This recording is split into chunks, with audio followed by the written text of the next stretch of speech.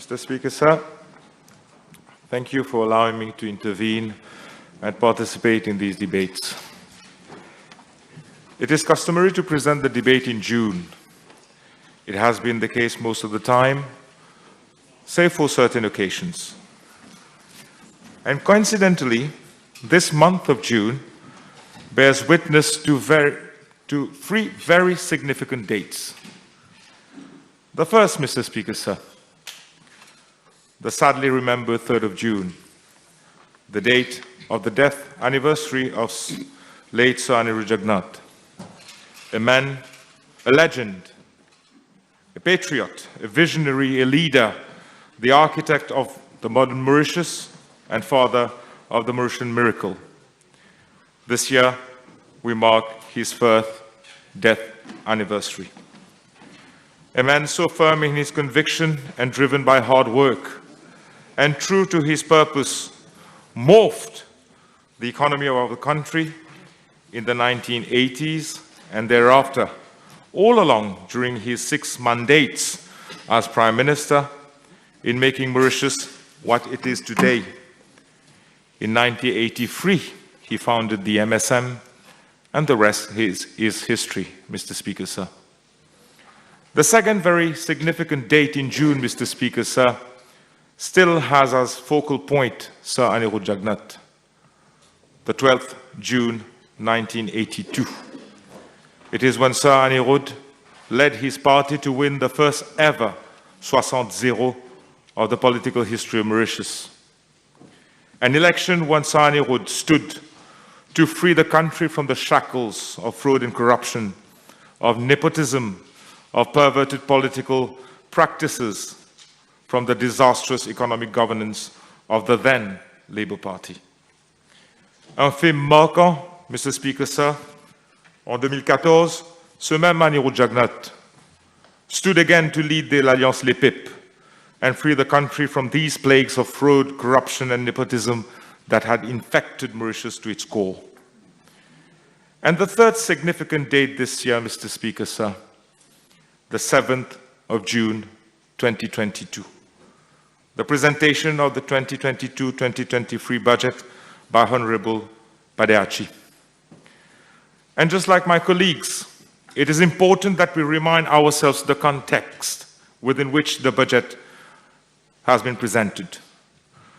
The June 2022 Global Economic Prospects of the World Bank starts its forward section by stating, and I quote, "Just over 2 years after COVID-19 caused the deepest global recession since World War II, the world economy is again in danger. This time it is facing high inflation and slow growth at the same time.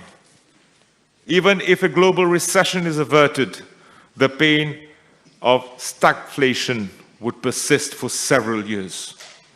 Amid the war of Ukraine, surging inflation and rising interest rates, global economic growth is expected to slump in 2022. This is the context within which Honorable Padeachi has presented his budget this year. And this budget had to have priorities, Mr. Speaker, sir, within reasonable and responsible parameters. This budget had to provide for sustainability of our existing sectors. It had to provide for economic growth, and it had to maintain or otherwise restore the economic balance in the purchasing power of the population. Et les mesures énoncées dans les moindres détails s'adaptent aux exigences et répondent aux nombreux défis que le pays et la population font face. Et pour cela, je dis un grand bravo. Bravo au ministre des Finances pour concevoir et présenter un budget mesuré en rapport à l'économie, un budget juste en termes d'investissement et surtout un budget à caractère humain. And Mr. Speaker, sir, why I chose to highlight the coincidental significant dates in this month of June is because there is a constant in all these 3 dates. The backdrop, Mr. Speaker, sir, is Sir Anirudh Jagannath. And when we say Sir Anirudh, we say MSM. My colleagues of the opposition have qualified this budget of electoraliste, simply and purely because this budget is people-centric, that it centers itself around people. Let me tell you, what you fail to understand is that this budget is presented by an MSM-led government. What you fail to understand that this budget translates the philosophy of an MSM-led government, as has always been the case, whether MSM is led by Saniro Jagnat or the MSM is led by our Prime Minister, Honorable Pravin Kumar Jagnat, or whether the budget is presented by Pravin Kumar Jagnat himself as Minister of Finance. What we need to acknowledge is that a budget with the print of MSM has always been, whether it is the 12 years between 1983 to 1995, or whether it's the 5 years between 2000 to 2005, or whether it's the running years from 2014 till date, any budget and every budget is conceived and presented with the people and for the people. Under the more than 24 years cumulated economic and political governance of the MSM-led government, Mauritius has emerged from the bankrupt state in the 1982 to a vibrant and prosperous country with its people at the center of progress. In the 1980s, the economic miracle of Saniro Jagnat, Mr. Speaker, sir, the economic boom, the flourishing textile industry, the vibrant tourism sector, drastic reduction in unemployment, and the radical change in the lifestyle of Mauritians. 1980s et les années 2000, fast developing export sector and the growth of our financial sector. Et aujourd'hui, this financial sector is employing more than 40,000 professionals in Mauritius. And Honorable Padeachi has for the third time presented a budget with this same socialist philosophy of the MSM. A philosophy resting on the principles of equality, individual economic freedom, and solidarity. And today, in these daunting times, when the world economy faces challenges of unprecedented nature, when because of factors beyond our control, the pandemic is not the government's fault. The war in Ukraine, not the government either. Because of these factors, we are all, as a country, facing a difficult economic situation. And I should stress at this point, Mr. Speaker, sir, no need to bring Soussou or Brazil to the House with a price tag to make a show about it. We are all aware of the difficulties. And most importantly, we are not only aware, but we also understand what needs to be done. And the Minister of Finance has done it under the guidance and the support of the Prime Minister. And yes, unfortunately, Honorable Shakil Mohammed is not here. But yes, Honorable Shakil Mohammed, I say it again, under the guidance and the support of the Prime Minister.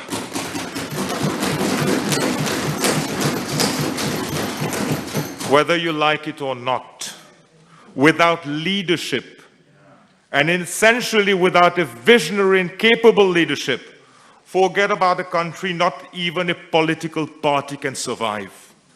But you will never understand that, unfortunately, because you yourself have on so many occasions rebelled and disrespected your own leader. Fortunately, we have leadership in this House. We have leadership in the country, a strong and able leader who has, against all odds, against all predictions of the World Health Organization, ensured that we remain safe against COVID, who has, in spite of all the campaigns of the opposition brought against vaccines, ensured that the vast majority of the population are vaccinated today, who has, despite 2 lockdowns, and closure of businesses because of sanitary restrictions ensured that 542,000 workers benefit from wage assistance scheme and self-employed assistance scheme for a total amount of 27.3 milliards de roupies and not losing their jobs. A leader who has, despite the prevailing economic situation, increased le salaire minimum from 10,200 to 11,075 roupies. A leader who has, despite the sharp rise in price of basic commodities and freight, has maintained subsidies on essential products to the tune of 5.2 milliards de roupies. Mr. Speaker, sir, this leader is Pravin Kumar Jagnnath. This is a leader. This is an MSM-led government, Mr. Speaker, sir. And some may say that being a member of the government, I will stand, of course, to speak in favor of the budget. But, Mr. Speaker, sir, what I'm saying today is what people outside of this House are saying. People outside this House from every sector, from every quarter, surtout, Mr. Speaker, sir, les gens les plus vulnérables face à la situation économique are saying it. They are applauding this budget. They are applauding the measures which have been announced. You may say whatever you want, my friends from the opposition. You may come up with figures and baseless arguments. You may dissect, allez-y, faites l'autopsie of each and every page of the annex or the estimates. But the fact is, unfortunately, there is no argument against this budget exercise. And you know why? It is because this budget speaks the language of the people. This budget speaks to the people. This budget speaks for the people. And coming to some of those arguments, or rather criticism made, I wish, and Mr. Speaker, sir, at this point, I wish to reassure members of the opposition that I'm not saying that do not criticize. I'm not even saying that you should agree with whatever we are doing or whatever the government does. Cependant, n'oubliez pas, autant que la population juge les actions du gouvernement, la population juge également vos actions et paroles. Et quand vos prises de position sont contradictoires, parce qu'il y a quelques semaines, voire quelques jours de cela, en faisant référence au Sri Lanka, vous disiez que nous sommes au bord de la faillite. Et là maintenant, vous remettez en question les 1 000 roupies accordées aux plus de 60 ans et 2 000 roupies accordées aux plus de 65 ans. Et là, vous dites, pourquoi pas plus de 1 000 roupies ou 2 000 roupies? Mr. Speaker, sir, to give or not to give? Donnez, pas vous donner. N'oubliez pas, la population juge également vos actions et vos paroles. Vos prises de position sont confuses et incohérentes, sans fondement, sans justification. Auparavant, vous parliez de déficit de dette. Et là, vous dites que nous avons une réserve de 36 milliards de roupies et qu'on aurait pu puiser de ce fonds. Which is which? War chest. The only chest that comes to my mind, of course, is something that we need not remind the population. Merci. Et n'oubliez pas, la population juge également vos actions et paroles. Parce que quand vous essayez vainement d'emmêler la population avec des raisonnements vides et creux, dans la foulée, l'honorable Padehachi vous a pris au pied du mur avec des mesures qui viennent soulager la population. L'honorable Padehachi a tempéré vos ardeurs en introduisant des mesures qui permettront d'augmenter le pouvoir d'achat de tout un chacun. Mr. Speaker, sir, Honorable Shakil Mohammed also virulently stated that why all these measures in 2022 and not 2021? He asked, what did they get in 2021? Referring to our elders, referring to our disabled persons, he talked about an injustice. My dear colleague of the opposition, injustice is when prior to 2014, minimum wage was just an illusion. And who corrected that injustice? Ce gouvernement-là. Injustice is when prior to 2014, a disabled person under the age of 15 years old was not eligible to any pension. And who corrected that injustice? Ce gouvernement-là. Injustice is prior to 2014. You failed to give any consideration to our elderly and said no to any increase to their pension. Who corrected that injustice? Ce gouvernement-là. Year after year, budget after budget since 2014, we are correcting injustices which were prevailing and which could have been corrected long time back. But you chose to do absolutely nothing. Mr. Speaker, sir, yesterday, when Honorable Usman Mohammed started his speech, which very honestly, I usually pay attention to, and I usually give much consideration to any of his arguments. But yesterday I was kind of puzzled and surprised with what he stated at the very beginning of his speech. He referred to a statement made by former Prime Minister of Singapore, late Lee Kuan Yew. And I would quote. So part of what Honorable Usman Mohammed said is that someone asked late Lee Kuan Yew what is his recipe for success. So he replied, the recipe is simple. In every ministry in Singapore, the person that I put at the head of the ministry, that he or she is the most competent person. And he did not stop there. He said that the minister that I choose to put in the ministry, I make sure is more competent than the person I put as head of the ministry. And Honorable Usman goes on, this is the simple recipe that I use for Singapore. This is food for thoughts for the minister, referring to my colleague, Honorable Vikram Adoyal. Very honestly, when I heard that, I was very much confused. I was confused as to what Honorable Usman wanted to say or to convey as a message. I truly hope, and I gave him the benefit of the doubt, that he did not question the competency of my colleague, Minister Adoyal, or any other minister of this government.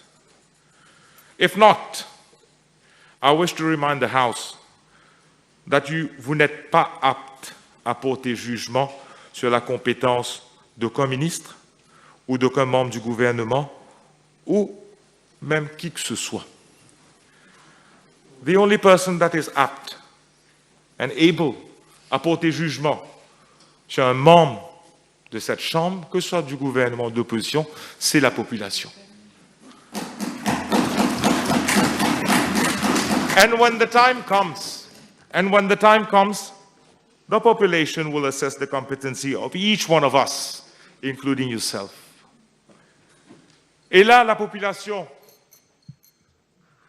portera jugement sur ce que l'honorable Jagat Pal a fait pendant 2 ans to help us, to guide us, to walk us through COVID. Là, la population jugera la compétence de l'honorable Sirotan, who has worked day and night and who has helped us get out of the grey and black list.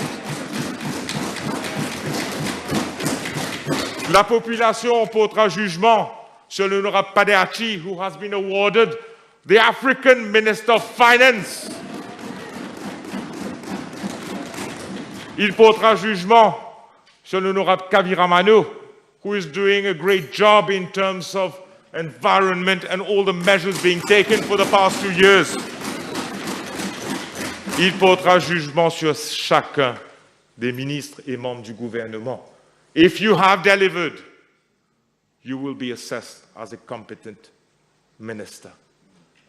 and mark my words, each and every minister of this government sera jugé apte et compétent pour être réélu dans cette chambre. It is not to us, whether we are from this side or the other side, to point fingers whether we are competent or not. What is happening there?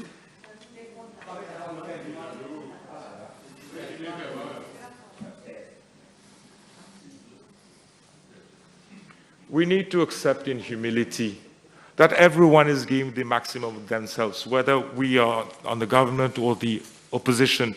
Everyone is working diligently, everyone is working sincerely, everyone is working honestly, whether at the level of their ministry or whether at the level of the constituency. So leave it to the population to make the judgment and assessment. It's as simple as that. The exercise comes every 5 years. Be patient. No need to file any cases in court if you're frustrated about the result of an election. That democratic exercise repeats itself every 5 years, save for one time when elections ont été renvoyées. Et on le sait pourquoi. Mr. Speaker, sir, let me now come to my ministry and refer to some of the measures that have been announced by the Minister for the Creative Sector.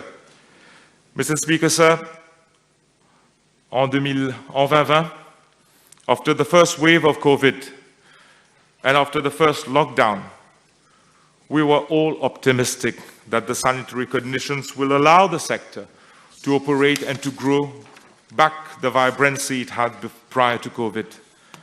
But unfortunately, even 2021 was not favorable to the sector.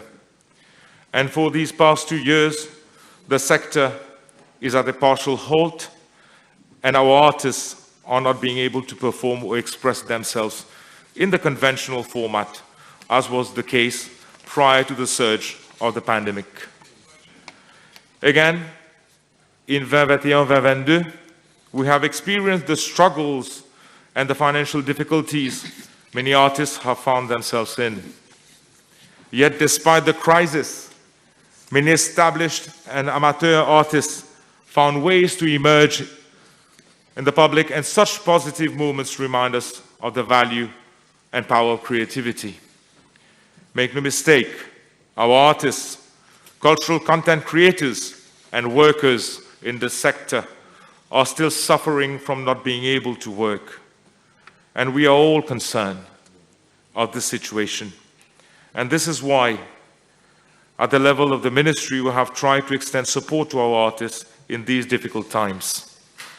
We have taken each and every opportunity to give them platforms to perform, be it in Mauritius or at international level, especially for established artists. Given the sanitary restrictions and difficulties for artists to find platforms to perform, we have been providing support for different initiatives from artists for virtual projects. It has been a challenge because each artistic form has its own characteristics. And we had to design and conceive means and ways to accommodate everyone. After the COVID Action Plan in 2020, last year, we launched the COVID-19 Artist Support Plan 2021, a scheme that was put in place to provide a financial assistance to artists who are facing the predicaments of COVID. More than 250 artists benefited from this plan, and a total of 5.6 million rupees was disbursed in the form of assistance.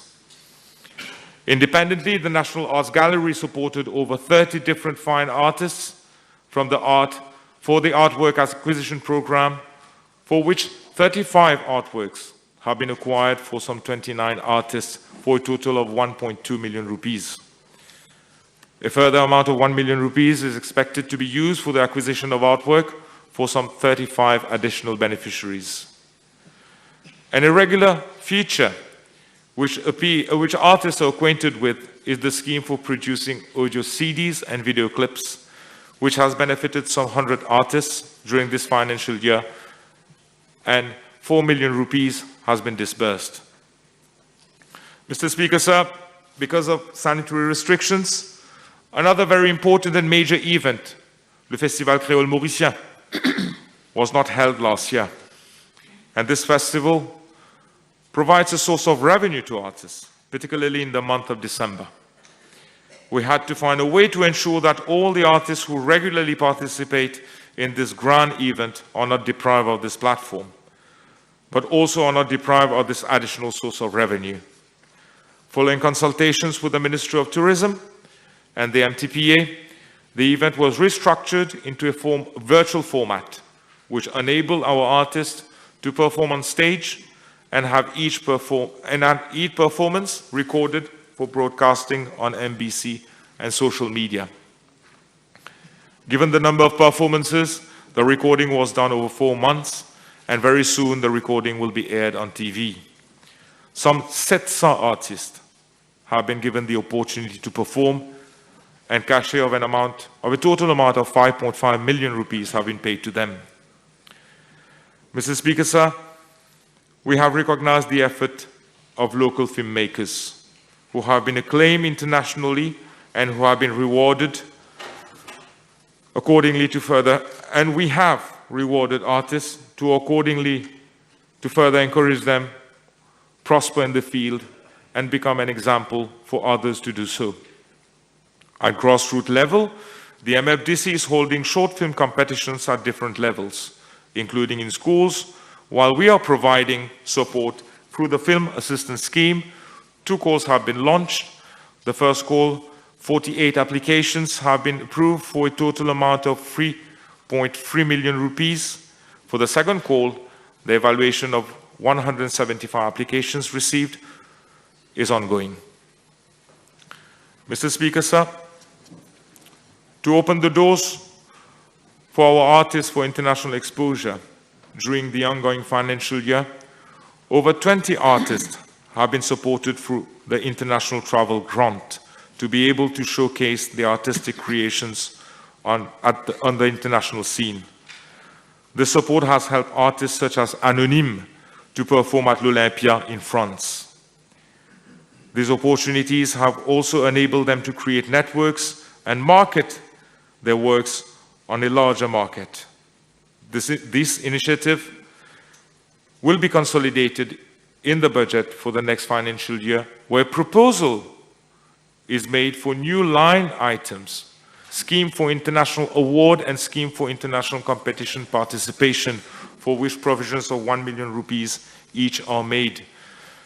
And I thank Honorable Nagalingam for addressing the issue of artists, and I wish to reassure him that what we have as scheme which is existing at the level of the ministry is the International Travel Grant, which, as I said, 20 artists have already benefited for the last financial year. And what we're introducing this year is different, is allowing artists to participate in international award ceremony and also international competition. So there is these different schemes that are being introduced to additionally cater for their participation at international level. Au total, Mr. Speaker, sir, we have in terms of figures for this financial year 2021-2022, have been able to assist and provide resources to more than 2,700 artists in all artistic form combined. As for this financial year, we are happy to note that not only all our present schemes will continue to exist and continue to benefit artists in the current format, but the Minister of Finance has made an additional provision for an amount of 37 millions de rupees for artists under the National Resilience Fund. This adds up to the provisions made for the calendrier culturel and the sport and culture voucher, which will further help enhance the artistic sector. Which means not only can we now readapt our schemes and assistances, but we can also cater for new emerging artistic forms and develop additional platforms for performances. While our artists are doing their effort and upping their performances, we should on our side be creating an enabling environment to further their growth. And here we have to detect nurture and support new talents. Il est primordial que la pépinière des talents artistiques de notre République soit bien encadrée et mise en avant. And a provision of 5 million rupees have been made for the Artist Incubator Scheme, which permit the talent of our future stars to come to light through the mentoring by established artists and actors in the sector. And we should not rest on our laurels. The world is evolving. Art is evolving. Today, we are talking about NFTs, the metaverse, artificial intelligence, the evolution of intellectual property. We cannot continue to function as we did decades back. It is also important that we quantify today the contribution of the creative industry to the GDP of the country so as to be able to identify the potentials of each area of the sector for proper policy decisions. A dedicated statistics unit for the artistic and cultural sector is deemed to be necessary and long overdue. We have already started consultations with UNESCO on this specific issue. In this sense, I welcome the provision made for consultancy services for a strategic plan for the arts and creative sector, as it is crucial for having a vibrant artistic sector contributing to the economic and social welfare of our citizens. Mr. Speaker, sir, this brings me to something which is very dear to me, copyright and MAZA. Since September 2021, MAZA has a director on contract to ensure that measures put in place are being implemented and also to deal with the very challenging issue of collection and distribution of copyright fees. Despite a fall in collection, a total of 21.9 million rupees has been distributed to 1,560 right owners over the current financial year. In November-December 2021, MAZA distributed some 20 million to more than 1,500 right owners, local, while in May and April of this year, MAZA distributed over 2 million to over 2,000 right owners. Distribution to foreign sister companies is also being catered for. Mr. Speaker, sir, the last board of MAZA was constituted in May 2018, and the mandate of the elected member came to term in 2021.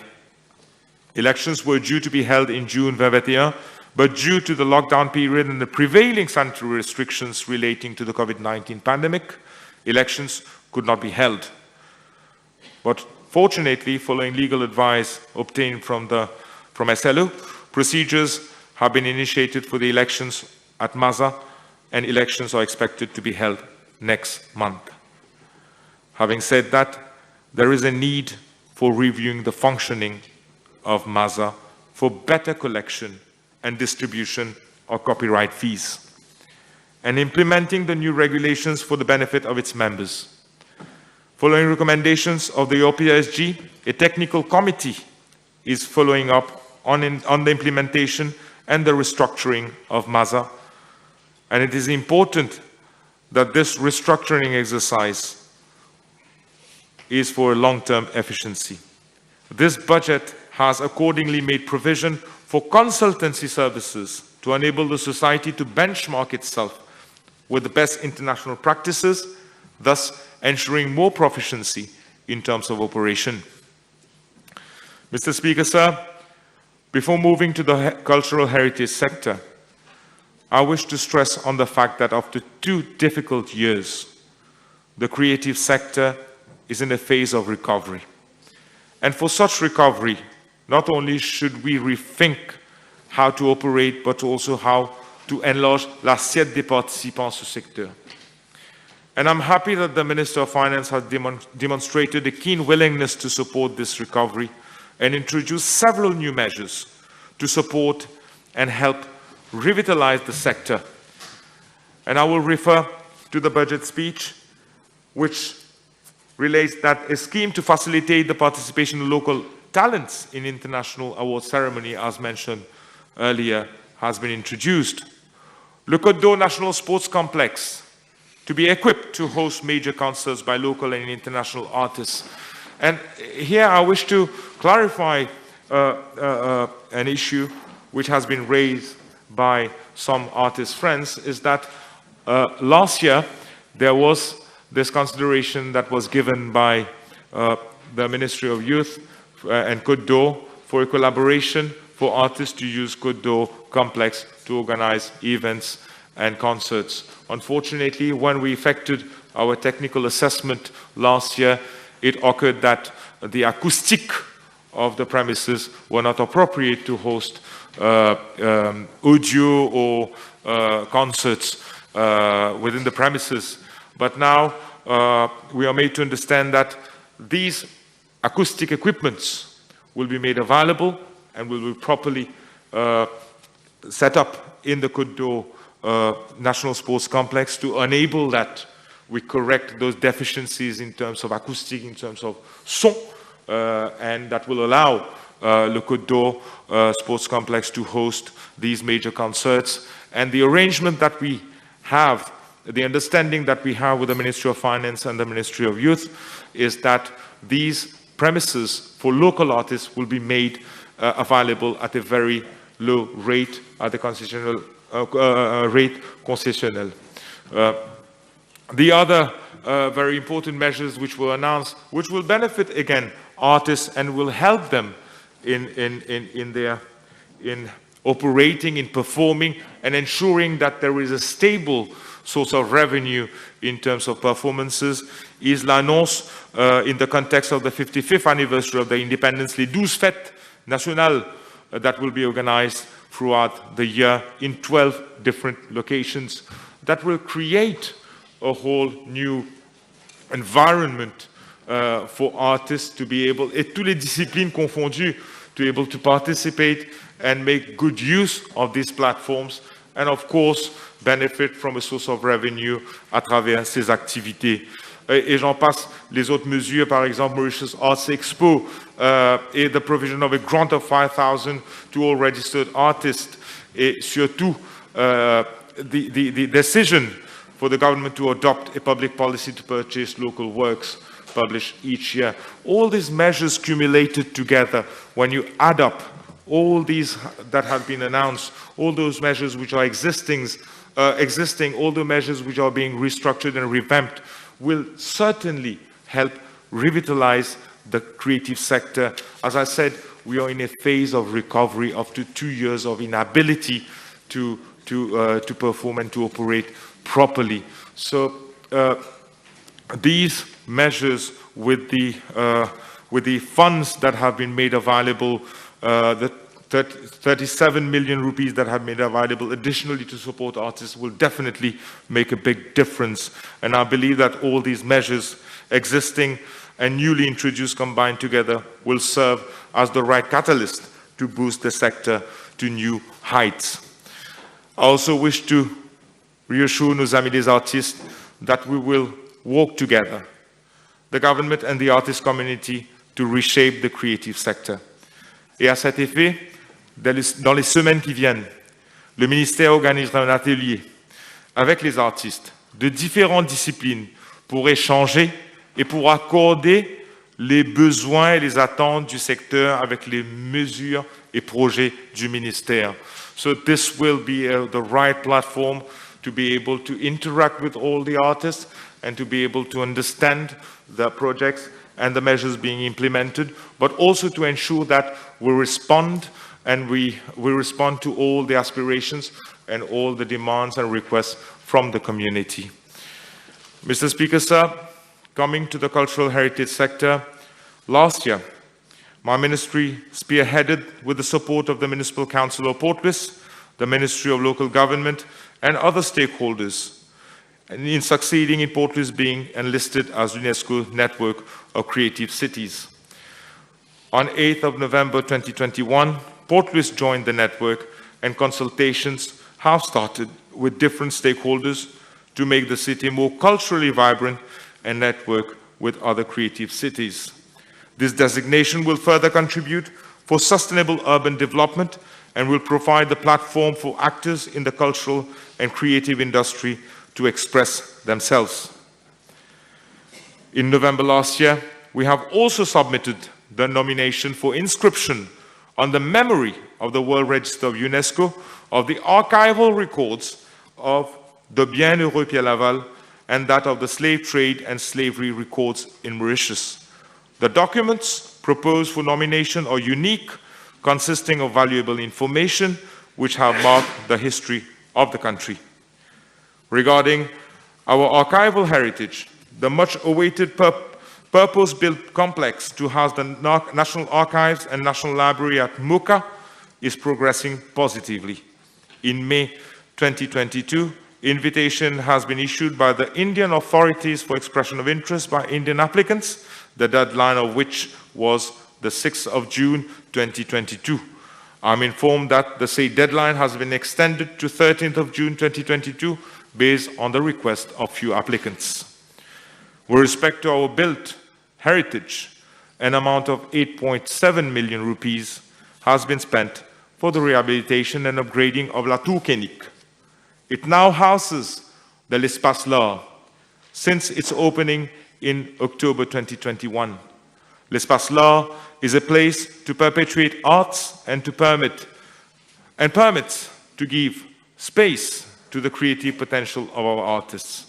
93 artists have already had the opportunity to showcase their works of art thereat in free exhibitions, and some 70,000 art lovers have attended these exhibitions.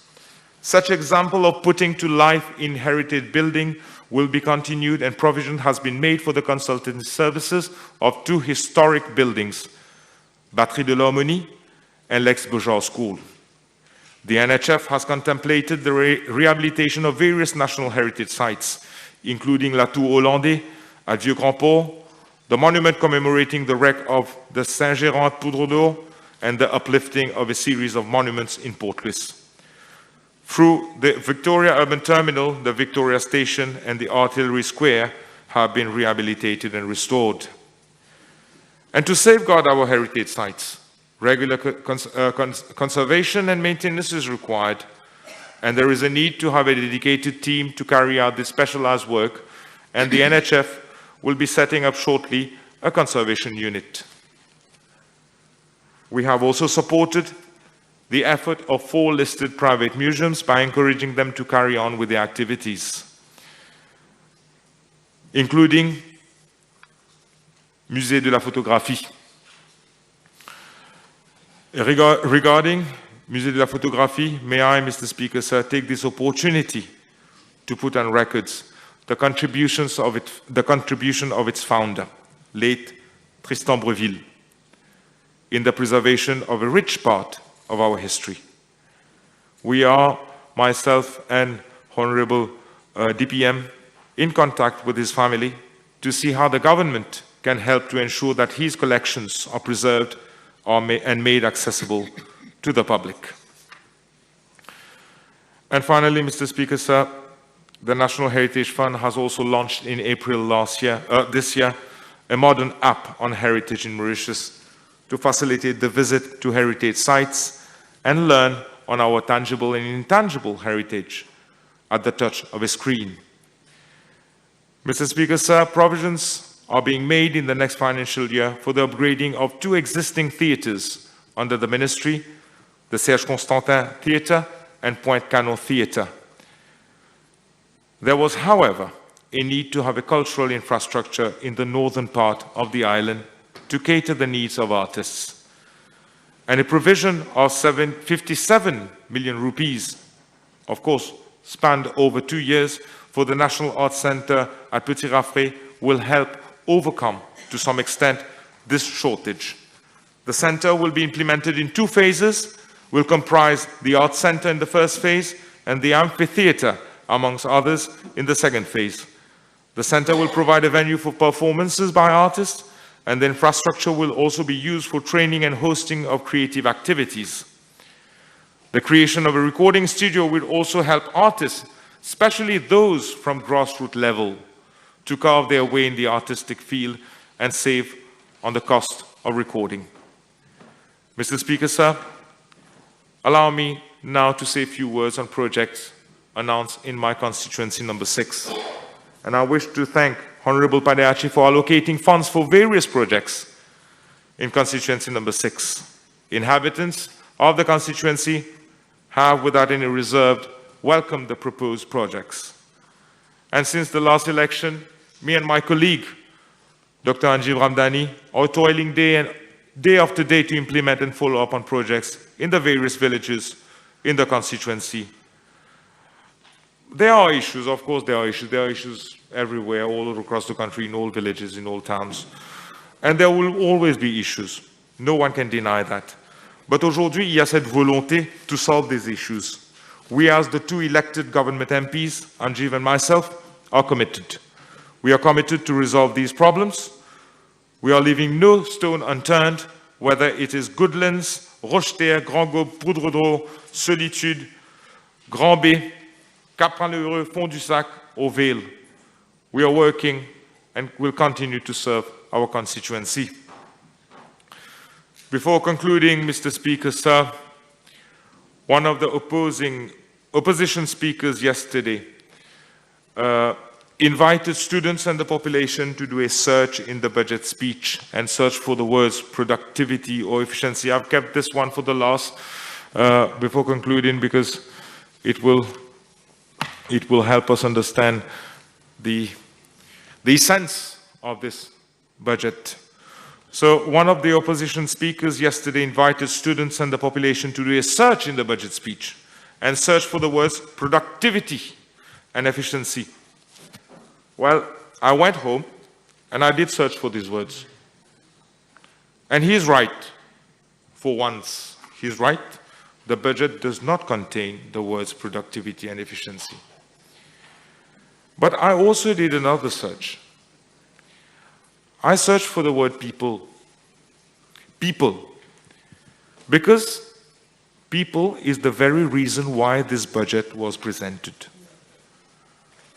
And I invite everyone, like the invitation was launched yesterday, I also invite people to do a search for the word people. And you will find that at the very heart of this budget, this government has placed its people, the people of Mauritius. And when you see the conclusion of the budget speech, it speaks a lot about, as I said at the start of my speech, about the philosophy of the government. Not only to present a budget with the people or for the people, but to work in favor of the people. Just a couple of lines draws the essence of this whole exercise, draws the essence of the whole reason of governance of this government. 350,000 individuals will obtain a monthly income allowance. 300,000 individuals will see an increase in their pensions. 189,000 youth will receive a passeport culturel. 169,000 retirees will get a CSG retirement benefit. 110,000 households will no longer pay the municipal tax on their residence. 100,000 income taxpayers will have more money in their pocket. 18,000 households will benefit from an increased support on the social aid and RSM. 10,000 individuals will now earn a CSG disability allowance. Et pour terminer, 10,000 youth and women will be eligible to a prime à l'emploi. And I'm proud to say that this is a budget presented by MSM-led government with Honorable Padeachi as Minister of Finance. Congratulations to you, my dear colleague, and Honorable Pravin Kumar Jagannath as Prime Minister, a true leader in all sense of the word, leading a government with the people and for the people. Thank you, Mr. Speaker, sir.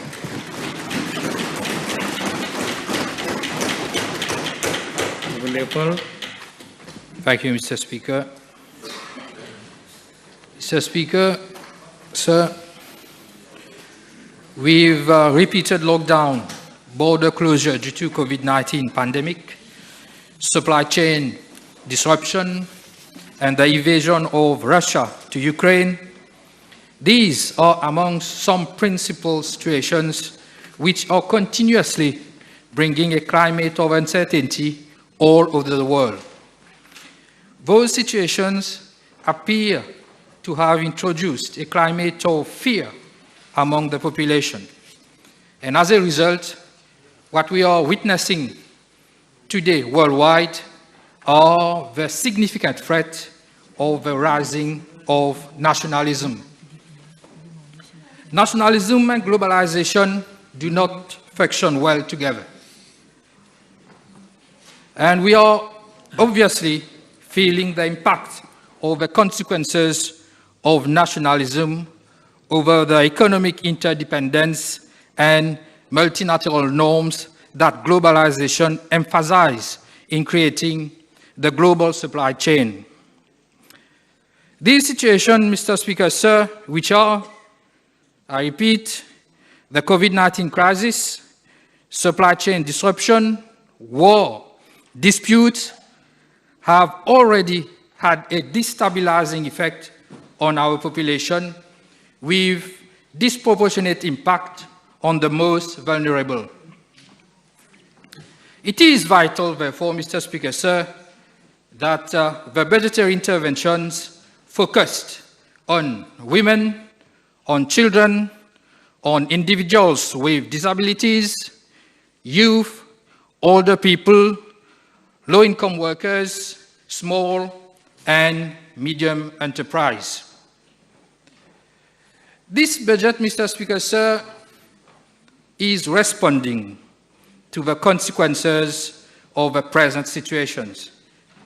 In such an unprecedented uncertainty, which is leading to a severe food crisis, social and economic consequences which may precipitate over health problems like depression and anxiety, child abuse, and intimate partner violence among the vulnerable groups. This budget is an urgent and immediate response to prevent all that. Mr. Speaker, sir, even though the COVID-19 virus is still a live threat nowadays, but with availability of vaccines and better management of the disease, the world is coping rather fairly. And economies worldwide, as a result of that, economies worldwide are steadily picking up with opening of borders, ensuring the supply of essential goods.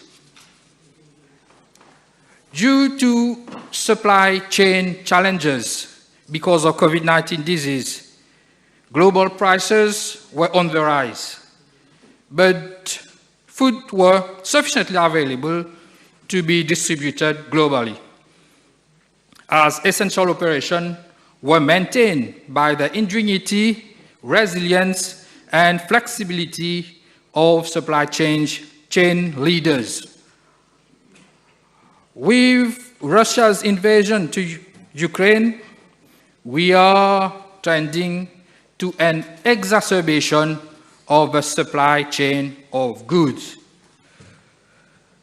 Despite the initial attention due to war in Ukraine, which has caused an immediate rise in energy prices, even the energy crisis and rise in energy prices still dominate the headlines. Food shortages are becoming a greater concern. As Ukraine and Russia are major world agricultural food suppliers, and because of war, this is putting lots of pressure on agricultural food supply, causing prolonged or even no distribution, which may lead to famine and social instabilities, especially to the direct importers of Ukraine and Russia. To make matters worse, other food agricultural suppliers countries consequently are keeping their agricultural products close to home. And it is only very recently that high production countries are slowly reopening their borders post-COVID-19 recoveries. Low agricultural food production due to heat wave, reduction of export quotas on fertilizers, volatile natural gas prices, prolonged or no harvest due to conflict will certainly cause food shortages. These shortages are already felt in our country by an increase in prices. Because, Mr. Speaker, sir, we rely on imports, rises in natural gas prices, supply chain disruption, climate change, a global food shortage with no quick solution, are recipes to cause food security challenges. All these causes, Mr. Speaker, sir, are way beyond the control of government.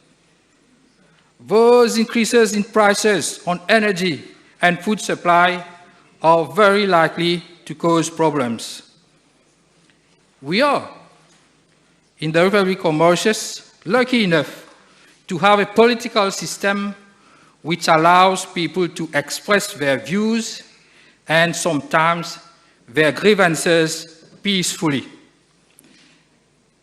I must thank the government through the Ministry of Finance and Economic Development and the Honorable Minister of Finance of taking prompt action in this budget to tackle and prevent the occurrence of food shortage in our country. I welcome all the incentives provided in this budget to boost production of food. It is urgent, and I am glad that the priority of this budget is the enhancing of food production locally. It is the job and responsibility of the government to implement all the measures quickly to curb the rise in prices and food shortages. Mr. Speaker, sir, all incentives need to be implemented to all parts of the territory of Mauritius, including Rodrigue Islands and over outer islands. It is imperative to maximize agricultural production, livestock production, enhance fishing industry throughout the Republic of Mauritius to meet adequate food supply to our people. Here, Mr. Speaker, sir, before I go any further, I have a special thought to our historical leader of the UPA party, Mr. Louis Clerc, who is still serving his island despite retiring from active politics. And he's been doing that for nearly 46 years now. As a true leader, Clerc had predicted the coming of food shortage since very long ago. And in 1976, addressing to the Rodriguan people on the issue of food security, by his famous quote, pas contre l'homme manger qui sortit dehors, contre l'homme manger qui sortit dans la terre, si bateau là pas vini, ou bizin continue manger. To encourage the Rodriguan people to occupy and cultivate lands. While UPA party and his leader, Clerc, were encouraging the Rodriguan people to develop l'amour pour la terre, on the other hand, Sir Gaëtan Duval of PMSD was telling the Rodriguan people that travail la terre is degrading, going further to state, I quote, pios crayon des mots. And Clerc has refuted that on several occasions in saying that Pius Rayon Bondier.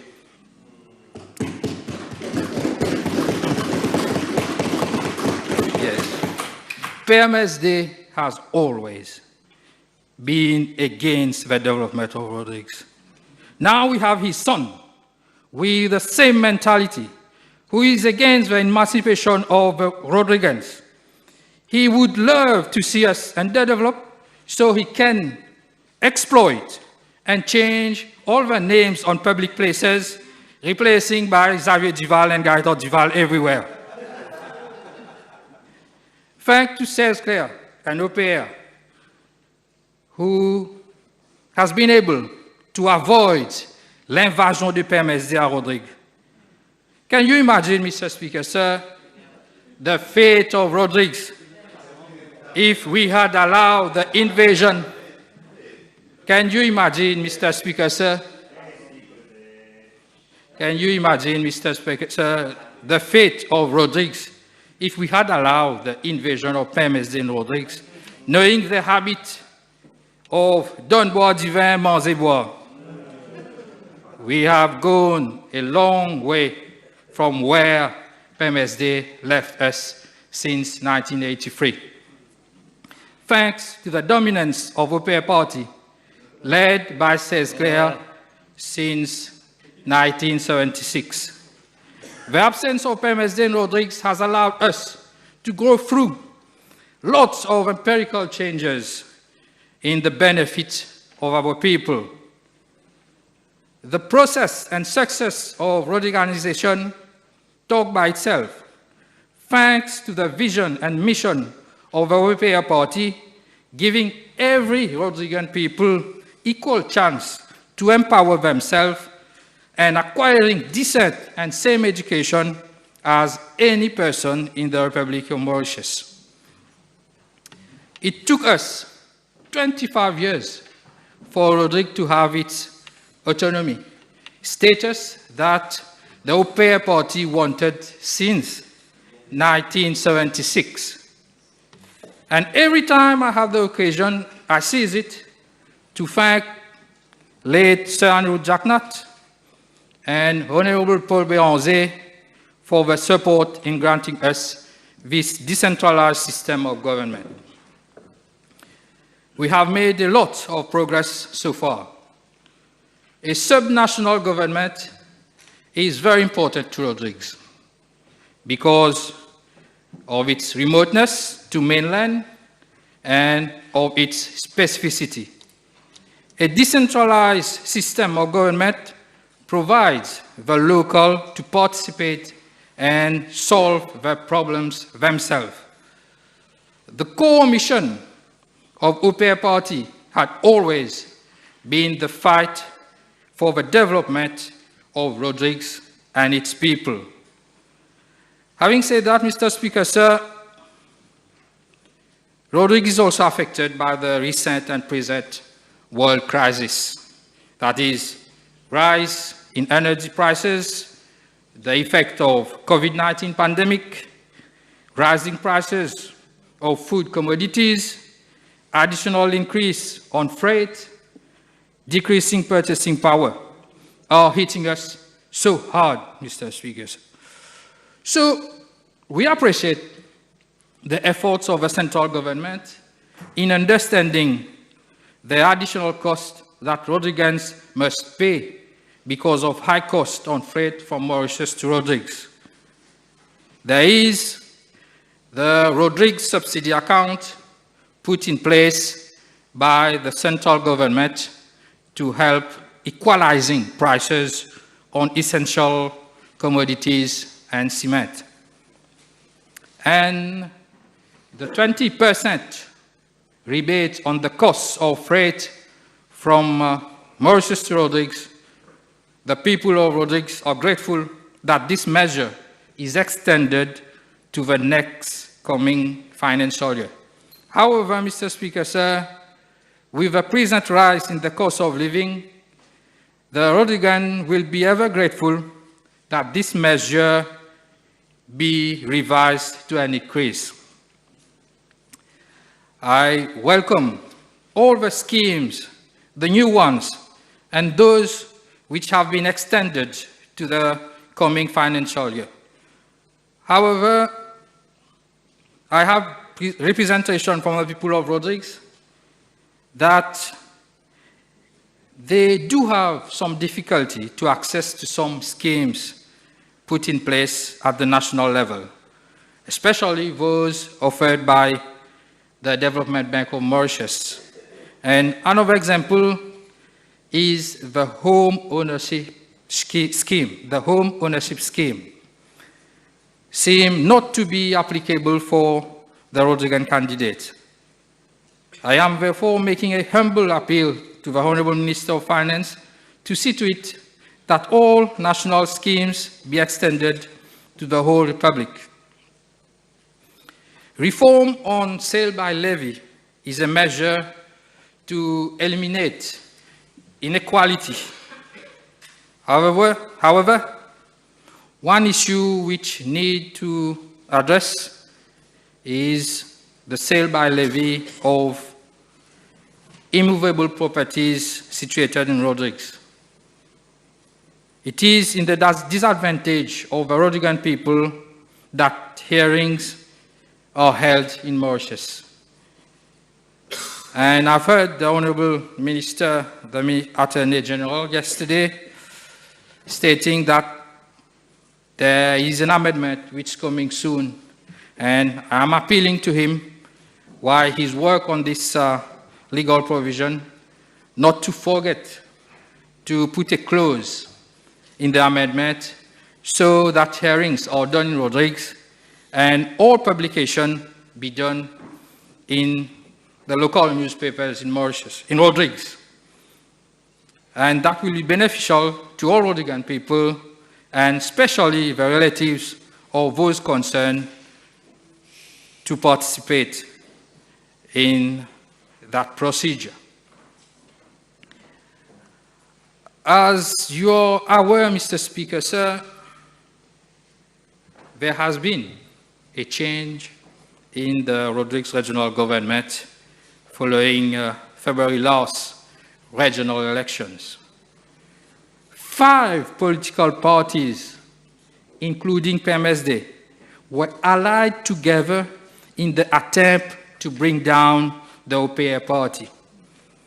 They have used the political system, the existing political system in Rodrigues, that is the proportional system, with the complicity, the usual complicity of PMSD, for one member of which his party represents less than 1% of the population, to promote their ideology by getting into parliament, which is not compatible to the other parties, to get into parliament and to promote the ideology, I said, by way of referendum for independence.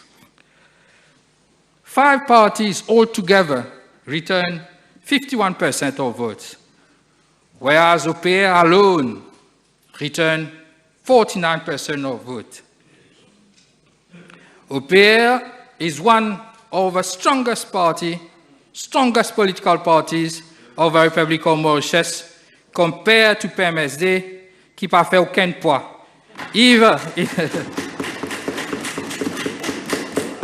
Neither in Rodrigues nor in Mauritius. That's proven by the catastrophic regional election result of PMSD in Rodrigues.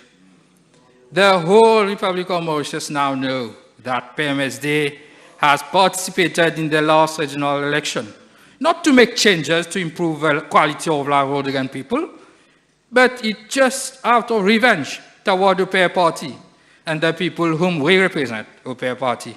The reason is because we refuse to give the name of Plaine-Corail Airport to that of Sir Gaëtan Duval. Yes. With the occurrence of illicit drugs issues which are prevailing in certain parts of Mauritius, increasing criminality in certain parts of Mauritius, social degradation in certain parts of Mauritius, where PMSD derives most of his electorate, instead of trying to tackle this problem in his capacity as leader of opposition as leader of PMSD, as an experienced politician, as a former senior minister, as a possible prime minister, if PMSD dared to go into general election alone.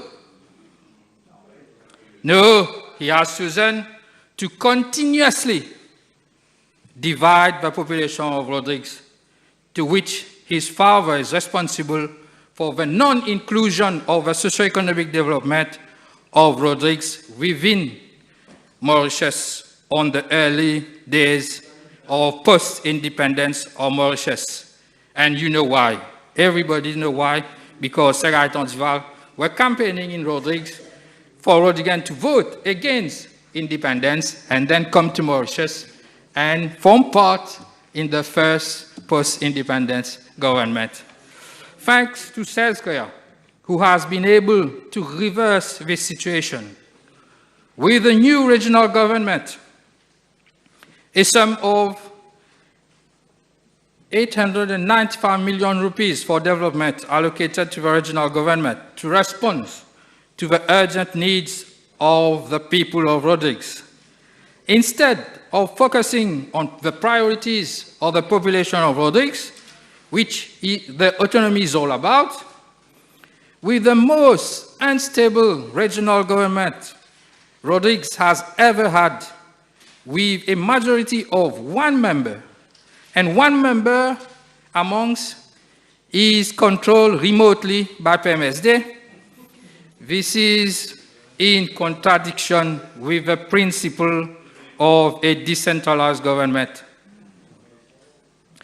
What we are doing, what they are doing, they are fighting amongst commissioners to get the biggest sum distributed to their respective commission, instead, as I've said, of working together to solve the urgent needs of the Rhodrigan people. Health services, adequate water supply, employment, the problem of unemployment, access to decent housing, education, airport construction, port development must be their priority instead. Mr. Speaker, sir, the three main parties which constitute the present Rodrigue regional government, that is UPR, FPR, and PMSD, are fighting now. They are fighting among each other to hold the post of Chief Commissioner. PMSD is represented by only one member in the Regional Assembly, wanted to hold the post of Chief Commissioner for the 5 years, full term. And we know why. PMSD is claiming that they have invested money, big money, in this election. So they have to have a member to hold the post of Chief Commissioner, so that they want to control everything, to get hold of our valuable assets, so they can distribute them to their petits copains, to the disadvantage of the Rhodrigan people. I wonder, in the election, who fools who in this election? It seems that the leader of PMSD is still upset. He has a representative member in the Regional Assembly, but didn't say a word on the new regional government in his speech on the debate. Not a word on Rodrigues, to which he believes to have supported him and his party. What kind of consideration is that? Once again, the agenda of MSD is to use the electorate of Rodrigues solely to win elections. It is sad to note, with the advancement of autonomy by UPR party, this new regional government is taking backward decisions. Only 4 months in office, they have already cancelled many works orders, causing loss of jobs in such difficult times. They have already messed up the housing scheme put in place by UPA party. This scheme was beautifully crafted in a way that beneficiaries, especially the most vulnerable ones, have their houses completely built while they have the responsibility to pay back a soft loan granted to them by the commercial banks and guaranteed by the government. This weak, incompetent regional government has completely changed the scheme now. They are giving the neediest person construction materials, apparently for free, then leave them on their own to build their house. Past experience has shown that this method doesn't work, and beneficiaries will never be able to complete the construction of their house, and this method gives way to corruption, and victims will always be the beneficiaries and the most vulnerable. Mr. Speaker, sir, why the central government is engaging in cleaner, greener renewable energy with 100% duty-free on electric and hybrid motor vehicles, the new regional government is doing just the opposite and preventing Rodrigues to embark on the concept of an ecological island by repealing the regulation on the ban of importing motor vehicles more than 10 years old. We all know that older vehicles consume more energy, have higher maintenance costs, with higher frequency of breakdowns, which at the end will cost a lot more to the consumers in the long run. This new government is off the hook with no long-term and sustainable plans. They are making decisions which are not in line with a national policy, thus threatening the autonomy of Rodrigues. We, the UPA party, has always worked toward the consolidation of our autonomy, toward the devolution of further responsibilities for the well-being of the local people. On the other hand, we have a new government which is working against the principle of autonomy by interfering to where they should not. They are interfering with the responsibility of the Prime Minister itself, and the Prime Minister who is responsible for interior security. They are trying to influence the administration of the Mauritius police force affected in Rodrigues, interfering with the responsibility of the office of DPP, which is an independent body. This is just not proper, Mr. Speaker. And the mission and vision of the UPA party will always be the fight for the development of Rodrigues and the people of Rodrigues. That's why we are using our experience to collaboratively work with the central government for the realization of major projects for the advance of Rodrigues. We have already undergone advanced progress with the collaboration of central government for the building up of a new runway. The project is ongoing, and it has already initiated. Yes, it is ongoing. Port development, infrastructural development in ICT sectors to attract investors and creating more jobs. And I have information, Mr. Speaker, sir, that we do have investors in the sector of ICT which are interested to go into Rodrigues to create jobs, up to 300 jobs. And our aim, the UPA party, were to develop this sector so as can absorb at least 1,500, recruit 1,500 young people so as to curb the problem of unemployment in Rodrigues. And I just hope that this new government will work in the same line so as to give our young people in Rodrigues such opportunities in this new sector, that is ICT sector. We are working collaboratively. The OPA party had worked collaboratively with the central government for the building and upgrading of the hospital infrastructure, the building of new roads, new schools, new firefighting and rescue unit, upgrading of desalination plants for more water production, investment on our human resources, support to fishermen, agricultural development, and the budget allocated to Rodrigues for development, that is the sum of 895 million rupees, plus all the national measures taken are the result of our collaboration with the central government to respond to the needs of the Rodrigues people.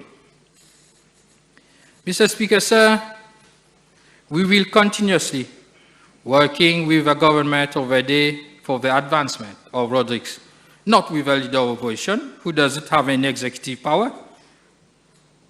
And here again, Mr. Speaker, sir, I will have to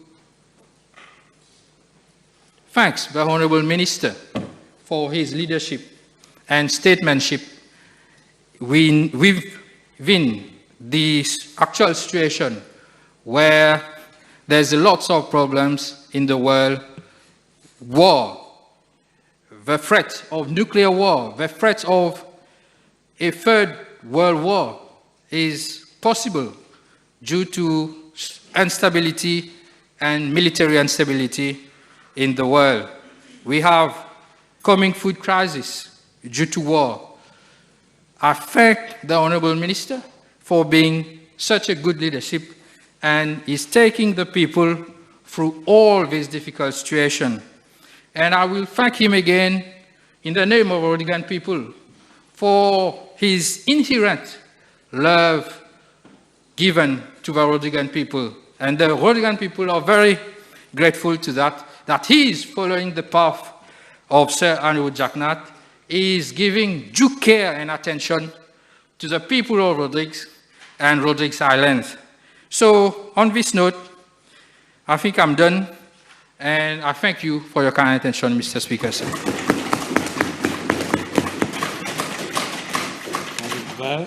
Yes, thank you, Mr. Speaker, sir.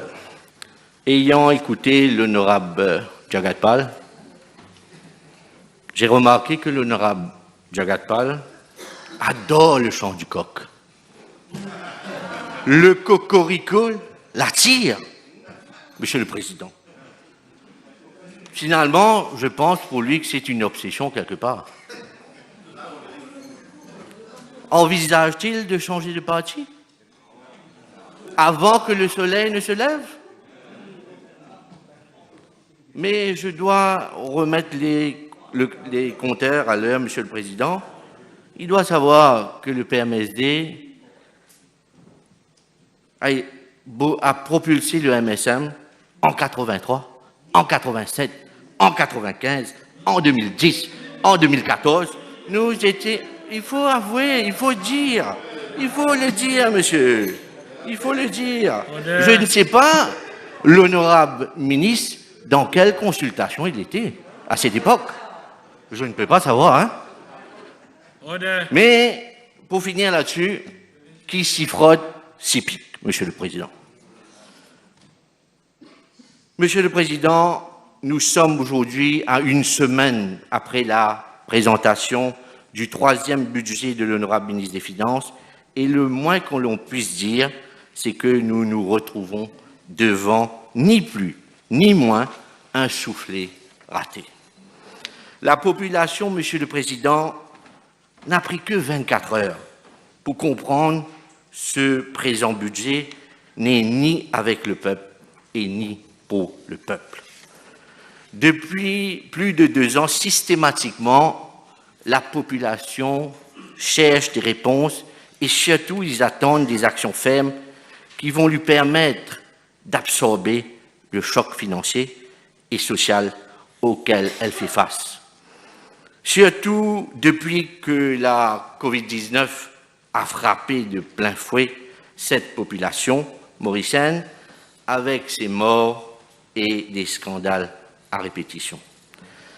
À la place du grand argentier, nous a gratifié d'un budget que beaucoup considèrent comme palliatif, électoraliste, voire même clientéliste, dans l'unique but de se refaire une santé face à une popularité dégradante. En effet, Monsieur le Président, nous avons eu droit à un exercice de distribution pour plaire à tout le monde, sans se soucier de la question d'où proviennent ces fonds. C'est un secret de polichinelle que, pour ce gouvernement, le plus important n'est pas de sauver notre économie, Monsieur le Président, mais plus de jouer un peu au magicien pour apaiser la tension sociale, de plus en plus grandissante qui se murmure dans les rues. Pourtant, Monsieur le Président, l'état actuel de notre économie est tout simplement catastrophique, il faut l'avouer. L'ordre mondial est désormais bouleversé avec les enjeux certains autour de l'énergie, le pétrole, le gaz, la nourriture, notamment les produits de base de céréales qui commencent à manquer sur le marché mondial. Il faut le dire, nous faisons face à un sérieux problème de famine, notamment sur le continent africain. Et le patron de la banque américaine, JP Morgan, a tout récemment laissé comprendre que nous faisons face à un ouragan économique en devenir. Un ouragan économique qui est déjà en orbite autour de notre pays et dont nous avons déjà commencé à sentir les effets, Monsieur le Président. La question que je me pose, Monsieur le Président, sommes-nous préparés à faire face à cette situation? Le budget 2022-2023 nous donne-t-il les moyens pour des lendemains meilleurs? La question est non, Monsieur le Président.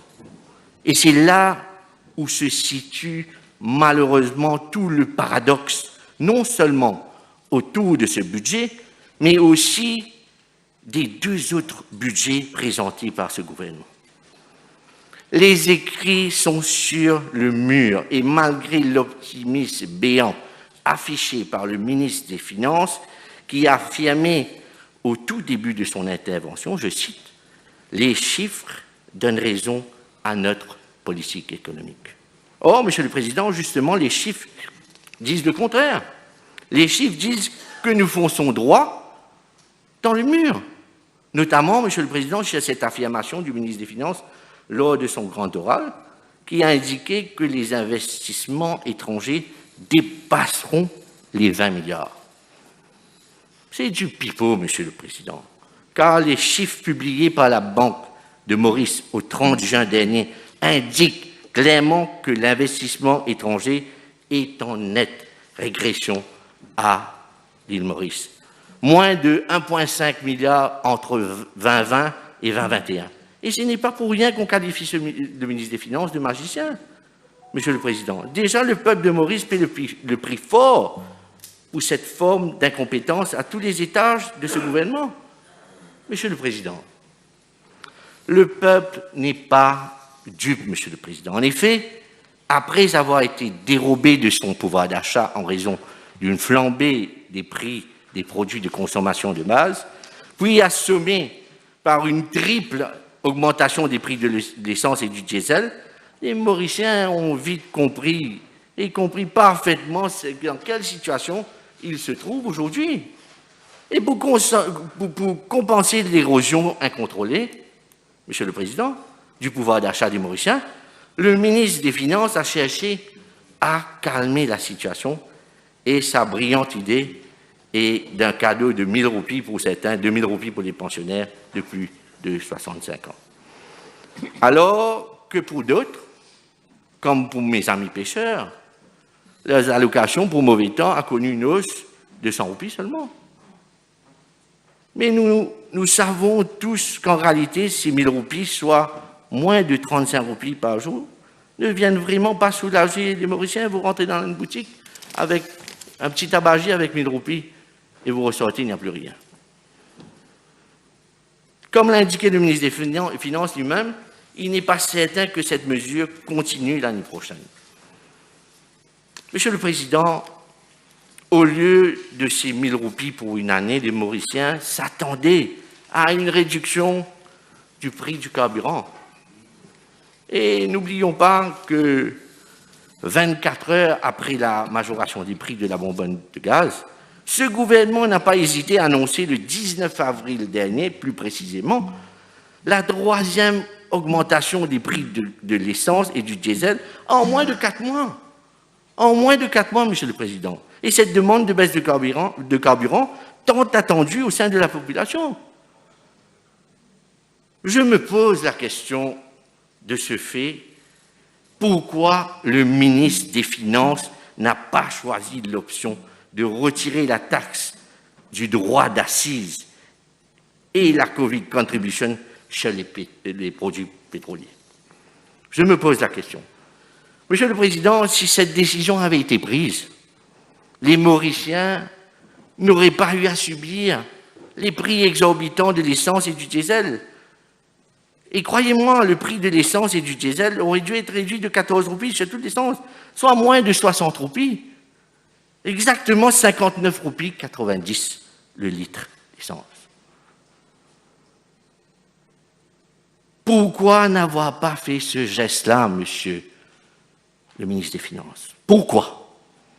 Au lieu d'alléger le fardeau de la population, le ministre des Finances n'a rien trouvé de mieux de redire le lendemain de la présentation de son budget, et je cite, « Nous pas fin baisser l'essence, nous pas fin prendre ben les autres mesures pour soulager la population. » C'est encore une fois, Monsieur le Président, une insulte à l'intelligence des Mauriciens. Ces derniers ont très vite compris ce qu'il se trame derrière les rideaux concernant le budget. Comme dit bien ce proverbe, il n'y a pas de fumée sans feu, et à peine que le budget de l'honorable ministre des Finances présenté, le Premier ministre lui-même a dû concéder que plusieurs taxes sont imposées sur le carburant pour financer les subsides. Après avoir joué au pyromane depuis 2019, ce gouvernement cherche maintenant à éteindre le feu avec la population. Mais, Monsieur le Président, il est trop tard. Ceux qui ont joué avec le feu périront par le feu. Et ce feu est actuellement en train de le gouvernement est en train de le consumer en raison de l'arrogance de certains, et je dis bien pour certains, et le manque d'empathie envers les plus vulnérables de notre société.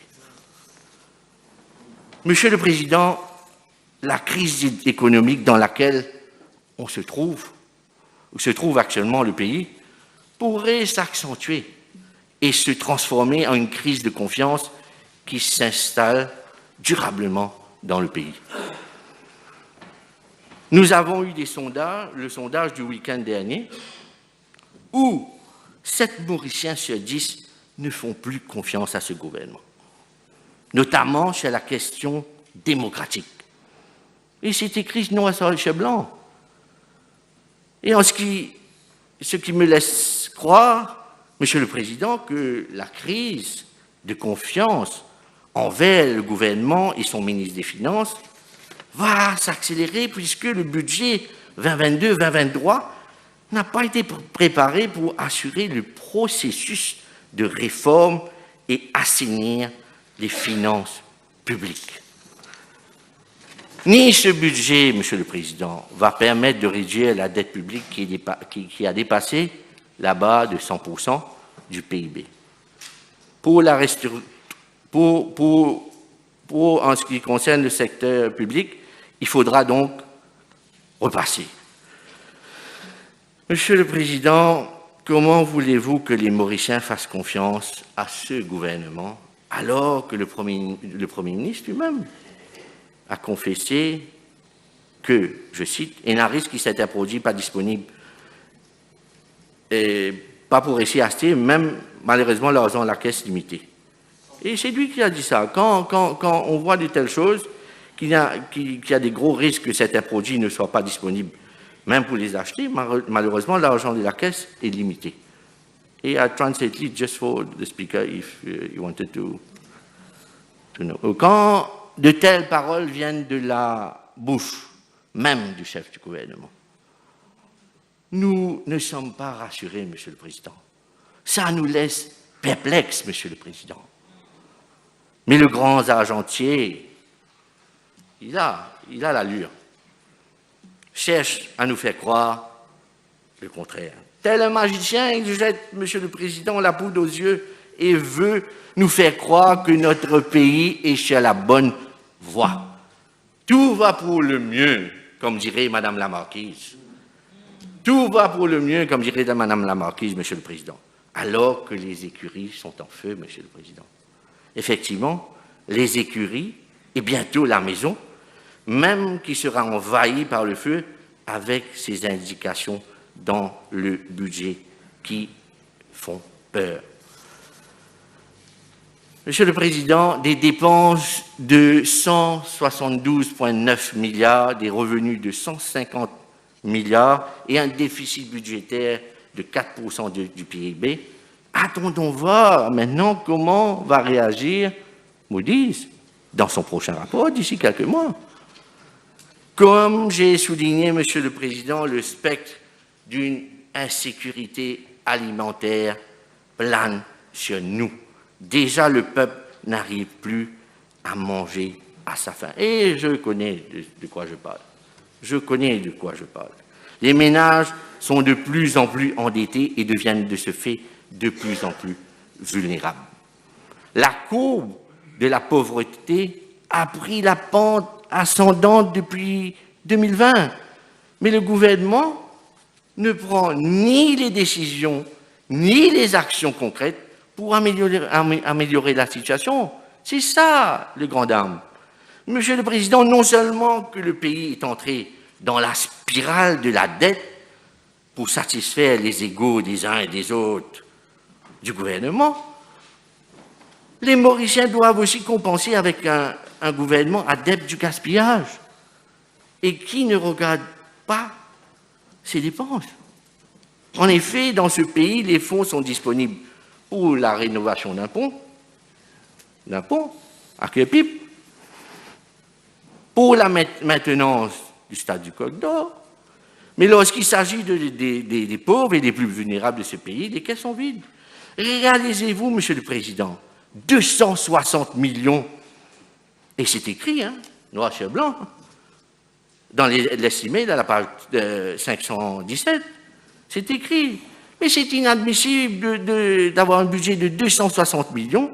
C'est démentiel, Monsieur le Président. Monsieur le Président, venons-en maintenant aux abus de ce gouvernement. Depuis 2019, et plus encore depuis l'arrivée de la Covid à Maurice, l'opposition n'a cessé de dire que nous ne vivons plus dans une démocratie. Beaucoup de personnes nous avaient pointé du doigt, mais aujourd'hui, le sondage d'Afrobaromètre de mars 2022, récemment, nous donne raison. Monsieur le Président, c'est une gifle magistrale et très sonore pour ce gouvernement dont la mission première était plutôt d'abuser de ses pouvoirs que de travailler pour le peuple. Monsieur le Président, au niveau de la police, nous avons vu jusqu'où les abus d'autorité et permis ont conduit notre force policière, alors que cette dernière devrait respirer l'indépendance et l'impartialité, et désormais jetée en pâture avec les vidéos de torture qui circulent ouvertement sur les réseaux sociaux. Cette police, Monsieur le Président, n'hésite pas à sévir contre ceux qui sont critiques, contre le gouvernement. C'est clair que la cybercrime et la Cyber Security Act ont été votés pour contrôler les Mauriciens sur les réseaux sociaux. On sait ça. Et là, Monsieur le Président, heureusement que les amendements aussi de M. Dick Ning avec l'ICT Act n'ont pas vu le jour, sinon nous serions devenus au même niveau que la Corée du Sud.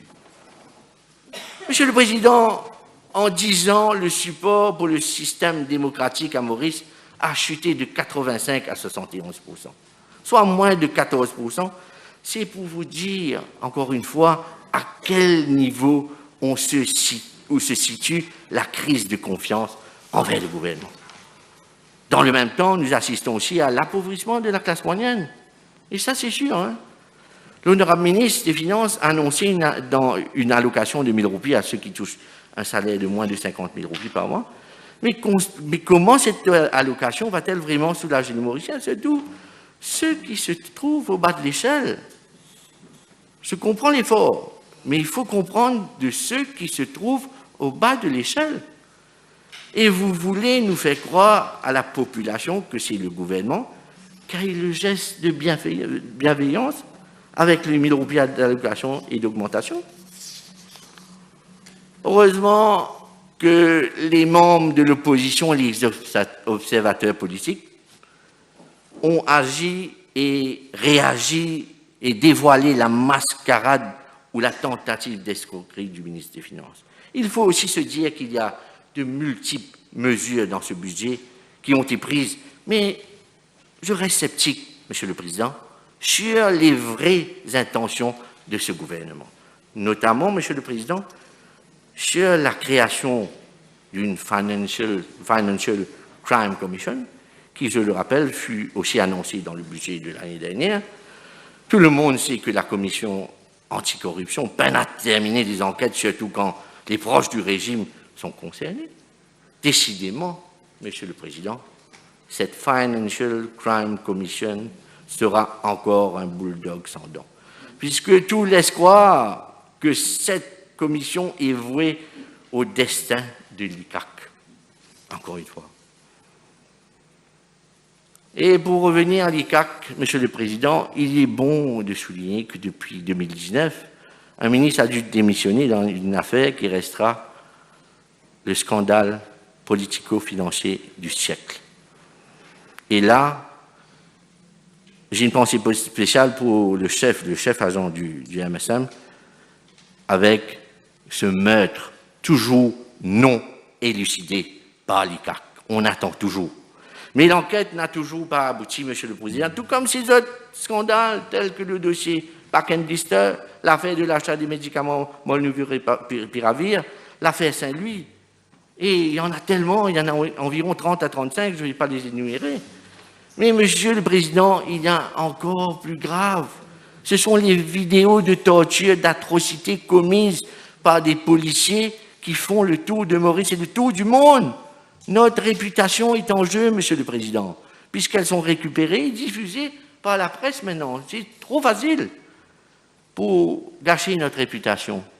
Monsieur le Président, il y a ceux qui disent « Vous faites prendre connaissance de ça », alors que leur responsabilité de savoir, de sanctionner ces abus de la part de ces policiers sans scrupules, qui méritent d'être sanctionnés pour leurs actes inhumains.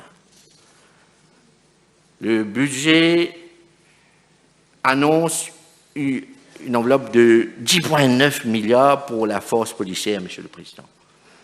Sait-on que ce budget soit utilisé à bon escient? Et là, surtout, je pense, pour la formation de ces hommes et de ces femmes dont la mission est de garantir et assurer la paix dans ce pays, la paix sociale dans ce pays, non pour torturer nos concitoyens, Monsieur le Président. Et la police semble avoir vite oublié le cas d'Iqbal Toufani et de David Kaiki, pour ne citer que ça, il y en a tellement. Bref, Monsieur le Président, face à ces dérives policières, une révision de la législation est impératif. Donc, à quand l'adoption d'un plan d'urgence d'amélioration des conditions de détention des suspects dans les cellules policières? À quand, Monsieur le Président? À quand? Je voudrais aussi évoquer cette fois le dossier d'épaisseur. de la situation particulière de la situation des pêcheurs. Monsieur le Président, je viens d'une circonscription dans laquelle on trouve une importante communauté de pêcheurs. Le pêcheur de Maïbo, qui ne va pas bénéficier de ces 1000 roupies, comment fera-t-il pour remplir son réservoir d'essence pour aller travailler? Selon les déplacements de ces pêcheurs, ils doivent trouver entre 600, 700 et 1000 roupies pour assurer une journée de travail. Des fois, là, il se peut qu'ils retournent sans même un seul poisson, et c'est souvent le cas. Que prévoit le budget pour eux? Rien, Monsieur le Président. Ne me parlez pas de l'augmentation des 100 roupies pour le mauvais temps, les mauvais temps. Je sais que vous allez revenir là-dessus pour dire oui, vous avez fait ça, le Parti travailliste, le PMSD était au pouvoir, vous avez fait ça, mais nous, on a fait ça. Ce n'est pas ça qu'on veut entendre dans cette chambre, Monsieur le Président. Et je peux vous dire qu'il fait toujours beau à Maïbo, Monsieur le Président. Mais en ce moment précis, j'ai une pensée spéciale pour mes mandants qui ont subi depuis 2020 le drame écologique causé par le MV Ouakachou à cause de l'incompétence de ce régime et des ministères concernés. Ces deux ans après, il existe toujours, Monsieur le Président, les séquelles de ce naufrage. L'affaire Ouakachou a aussi apporté dans son sillage un véritable coup d'arrêt chez les opérateurs de cette région, les pêcheurs en particulier. J'ai une pensée aussi pour eux. Les allocations, les compensations se font toujours attendre, Monsieur le Président. Mais en attendant, les pêcheurs et les opérateurs économiques et touristiques de Maïbo crient à la misère, Monsieur le Président. Et c'est vrai.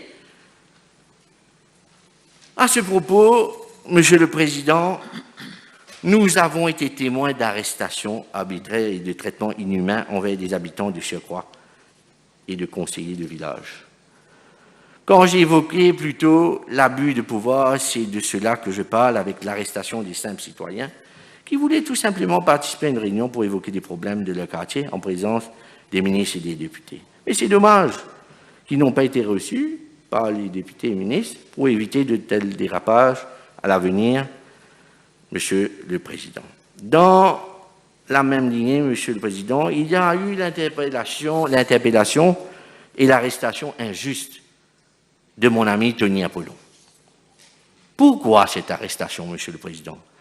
Est-ce que les pêcheurs et les opérateurs de la région tenaient à faire entendre leur voix face à la nouvelle hausse des prix du carburant? Monsieur le Président, toutes ces lacunes, ces manques de considération de la part de ce gouvernement nous démontrent que ce régime n'arrive pas, Monsieur le Président, à prendre soin de son peuple, qui est toujours devenu une vache à lait. Et Monsieur le Président, en guise de conclusion, je voudrais attirer l'attention. Monsieur le Président, nous sommes maintenant convaincus qu'au sein de l'opposition, que ce gouvernement n'éprouve aucune sensibilité pour son peuple. Tant pis si le pays est mis à feu et à sang, ce qui compte le plus, c'est de s'accaparer des biens publics. Et je le répète encore, pour certains. Et en guise de conclusion, Monsieur le Président, je voudrais attirer l'attention sur l'absence d'humanisme aussi de ce gouvernement. Alors que le peuple hurle son mécontentement, à qui le droit? Travaille grand matin pour manger tantôt. Comment un gouvernement peut-il venir avec des amendements, notamment à la MBCA, pour infliger une amende de 50 000 roupies, Monsieur le Président, à une peine de prison maximale de 2 ans, à ceux qui refusent de payer 150 roupies de redevance? Monsieur le Président, nous vivons dans un monde où l'information et la technologie de l'information va à une vitesse incroyable. De ce fait, Monsieur le Président, chaque citoyen de ce pays a le droit fondamental de choisir de ce qu'il veut regarder. S'il ne veut pas regarder la MBC, c'est son droit. Mais qu'on ne le force pas, Monsieur le Président. Qui êtes-vous pour décider de ce qu'ils veulent regarder dans ce pays? Cette décision aussi se situe au même niveau que des 100 000 roupies d'amende, assortie de 2 ans de prison pour ceux qui érigent une structure ou placent un panneau sur une plage sans autorisation. 50 000 roupies d'amende encore, Monsieur le Président. Encore une fois, c'est exorbitant, Monsieur le Président, et j'espère que le ministre des Finances va revoir sa copie pour la présentation du Finance Bill. Monsieur le Président, je pense pour ma part que l'information à l'MBC aurait dû être gratuite pour les Mauriciens, surtout pour les plus vulnérables de notre société. Bien Dieu. Avec cet amendement, le gouvernement démontre qu'il n'a pas de pitié pour le peuple. Quand vous faites ça, vous n'avez pas de pitié pour le peuple. Ça ne peut pas se faire. Et là, nous parlons des loisirs, Monsieur le Président. Quand nous parlons des loisirs, c'est pas normal. Monsieur le Président, avant de conclure, je terminerai en disant que le pays s'appauvrit et la misère s'installe. Je vous remercie, Monsieur le Président.